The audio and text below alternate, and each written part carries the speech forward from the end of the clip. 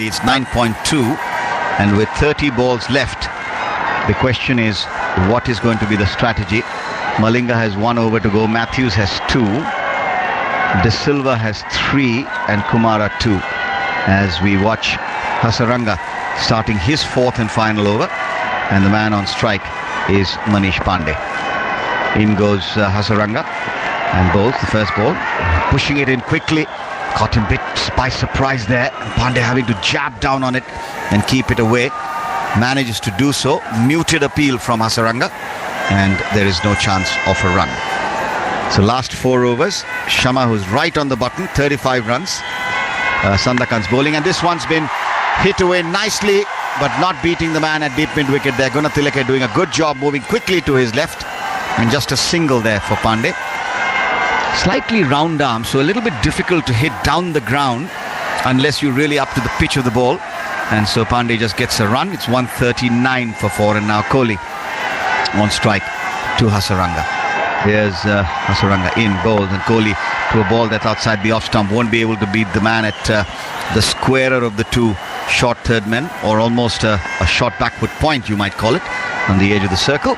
And the score remains 139 for 4. Kohli is 9, Pandey is 9 as Hasaranga bowls, and Kohli whips it on the onside. He'll pick up a run, and there'll be one more to be had. 140 now for 4 as the 16th over approaches its end, with Kohli on 10, Pandey on 9, the partnership worth 18, and the current run rate for the first time in a while now drops below 9. And this one's cut away square and back of the point area, and they'll come back for the second. Pandey very quick between the wickets, and of course Virat Kohli is like a hare, and the batsman completing the second run quite comfortably. 142 for 4. So Shreyas Iyer and Sanju Samson, the two disappointments today, started off with big shots and fell almost immediately thereafter. Next one coming back into Pandey, who is unable to beat the man at short third, and that will be the end of Hasaranga's spell.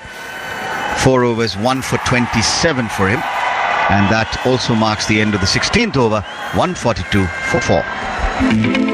Akashvani पर भारत और Australia के 3 एक दिवसीय अंतर्राष्ट्रीय मैचों का सजीव प्रसारण FM rainbow network, FM local radio station और DRM पर। तो सुनना ना भूलें क्रिकेट का लाइव एक्शन आकाशवाणी पर।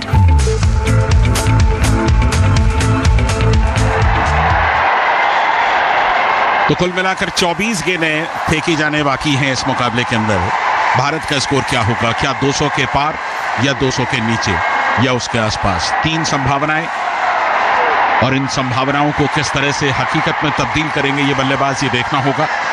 विराट कोहली इस समय 10 रन बनाकर खेल रहे हैं, मनीष पांडे 11 रन बनाकर खेल रहे हैं। मैक्सिकन वेव्स इस समय दिखाई देती हुई बीच बीच में।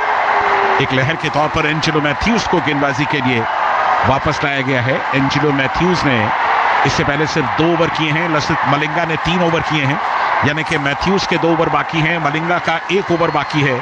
जाहिर है कि इन दोनों का इस्तेमाल होगा। हो सकता है कि कुमारा का अगर कोटा पूरा नहीं हुआ हो तो उनका भी इस्तेमाल किया जाए। और इस बार इस गेंद को हल्के से शफल करते हुए केवल शॉर्ट मिड विकेट की दिशा में खेला। कोई भी खिलाड़ी वहां मौजूद नहीं था। तेजी के साथ दौड़ते हुए दोनों बल्लेबाजों ने 2 रन पूरे कर लिए। बढ़िया 2 रन। 1 रन निश्चित था, दूसरा रन जिसे रन चुराना कहते हैं वो तकरीबन वही रन था। काफी तेजी के साथ दोनों ने पहला रन पूरा किया और उसके बाद दूसरा रन भी दौड़ करके पूरा कर दिया। पुणे का स्टेडियम इस समय दूधिया प्रकाश में जगमगा रहा है और जुगनुओं सी पूरी रोशनी स्टेडियम में बिखरती हुई, और उसी रोशनी के बीच ये छक्का। विराट कोहली बिल्कुल गेंद के पीछे आए, अच्छी खासी बैकलिफ्ट के साथ ये सीधा छक्का लॉन्ग ऑन बाउंड्री लाइन के ऊपर। भारत ने 150 का आंकड़ा भी छू लिया। पूरा स्टेडियम इस समय जुगनुओं की तरह जगमगा रहा है। मोबाइल की जो लाइट है, जो रोशनी है, वो हर दर्शक ने इस समय निकाली हुई है और बहुत ही खूबसूरत नजारा। भारत के 150 रन, विराट कोहली के बल्ले से निकला छक्का, तो ये नजारा होना ही है। फील्ड प्लेसमेंट में थोड़ी सी तब्दीली की जा रही है। लॉन्ग ऑफ पर एक खिलाड़ी को भेजा जा रहा है, और जो फील्ड प्लेसमेंट है कम से कम ऑन साइड की। एक फाइन लेग, थोड़ा सा शॉट जहां पर खड़े हुए हैं, और इस बार इस गेंद को खेला स्क्वायर लेग पर। एक लौता रन वहां पर पूरा किया विराट कोहली ने। विराट कोहली पहुंच गए 19 पर। भारत का स्कोर 151, 4 विकेट पर। 150 रन भारत ने 16.2 ओवर में बनाए। कुल मिलाकर 15 चौके और 4 छक्के इस दौरान लगाए हैं। श्रीलंका ने पिछला मुकाबला जो भारत से खेला था, कुल 15 चौके उन्होंने लगाए थे, तो वो उसकी बराबरी तो भारत कर चुका है अब तक। लेकिन भारत का लक्ष्य इस समय कहीं ना कहीं 200 की दहलीज का होगा।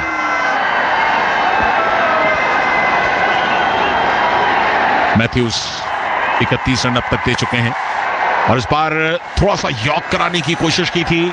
गेंद की गति में भी थोड़ा सा परिवर्तन किया था मैथ्यूज ने, और बहुत अच्छे तरीके से इसे भापा और सिर्फ अपने बल्ले के निचले हिस्से से लगने दिया। मनीष ने, वो पहुंच गए 12 पर। भारत 152, 4 विकेट पर।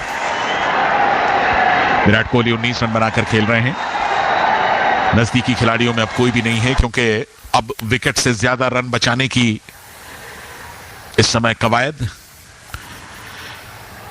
मैथ्यूज, उनका अनुभव, उनका तजुर्बा कितना लाभ लेते हैं उसका, लेकिन यहां पर गेंद सीधे 4 रनों के लिए backward square leg boundary line से बाहर।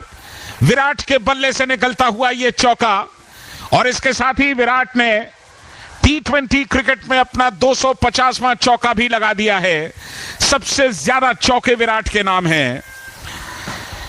रमेश परब, हमारे स्टैटिस्टिशियन, बता रहे हैं कि कुल मिलाकर 74 छक्के भी इस दौरान विराट के बल्ले से निकले हैं। कुल मिलाकर 79 मैचों में एक लौते बल्लेबाज जिन्होंने 250 चौके लगाए हैं T20 क्रिकेट में भारतीय टीम के लिए, और एक भी सेंचुरी उनके नाम नहीं। यहां पर फिर गेंद बाउंड्री लाइन के नजदीक उन्होंने पहुंचाई, लेकिन फील्डर वहां मौजूद था, और इसलिए 2 रन का मौका। 158, 4 विकेट पर। ओवर की समाप्ति मैथ्यूज के काफी खर्चीले साबित हुए हैं। मैथ्यूज 3 ओवर में अब तक उन्होंने 38 रन दे दिए हैं, और कोई भी सफलता उन्हें नहीं मिली है। ओवर समाप्त। होगा दुगना चौगना आपका व्यापार, अगर आप बनाएंगे विज्ञापन को आधार। पूरे देश में फैलेगा आपका कारोबार। देश के किसी भी कोने में विज्ञापन देने के लिए प्रसार भारती के मार्केटिंग प्रभाग से संपर्क कीजिए। तो इस समय पारी का 18वां ओवर शुरू हो रहा है। भारत की तारीफ इसलिए भी करनी होगी कि रनों का औसत उन्होंने गिरने नहीं दिया है। बीच में एक के बाद एक 3 विकेट हमने गिरते हुए देखे, लेकिन इसके बावजूद औसत नीचे नहीं आया, और यही जरूरी होता है T20 या लिमिटेड ओवर क्रिकेट में। कुमारा का ये गेंद, और एक टप्पा खाते हुए सीधे मिड विकेट बाउंड्री लाइन से बाहर। मनीष पांडे के बल्ले से निकला हुआ आक्रामक स्ट्रोक। मनीष पांडे को, सिर्फ मनीष पांडे ही क्या, संजू सैमसन को तो आज बहुत ही लंबे समय के बाद मौका मिला था,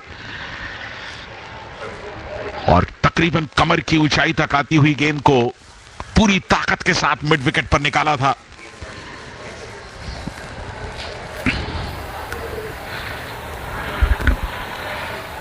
कुमारा की इस गेंद को फिर तकरीबन उसी शैली से खेलने की कोशिश, लेकिन गेंद गई सीधे अविष्का फर्नांडो के पास, जो कि लॉन्ग ऑन पर खड़े थे। अविष्का फर्नांडो ने गेंद को फील्ड किया, और बल्ले में शायद कोई परेशानी महसूस कर रहे हैं मनीष।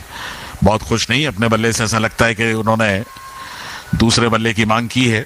163, 4 विकेट पर। कोहली 25 रन बनाकर खेल रहे हैं। मनीष पांडे ने अब तक 17 रन बनाए हैं।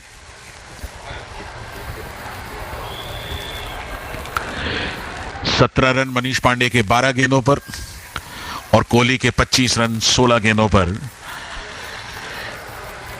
यानी कि T20 के लिए जिस औसत की दरकार है, तकरीबन उसी औसत से खेलते हुए दोनों बल्लेबाज। कुमारा की यह गेंद, और इस बार हवा में लहराई जरूर, लेकिन बमुश्किल 2 कदम पीछे रह गए वहां पर। गुना तिलके का थ्रो स्टंप्स को बिखेर गया, और इसके साथ ही हमें इंतजार करना होगा। इंतजार क्या, बल्लेबाज खुद धीरे धीरे पवेलियन की तरफ लौट रहे हैं। हालांकि डिसीजन पेंडिंग है। दूसरा रन लेने की कोशिश की गई थी और काफी लंबा, कम से कम 1 मीटर के आसपास का फासला रह गया था। तो इस तरह से भारत ने अपना 5वां विकेट गंवा दिया।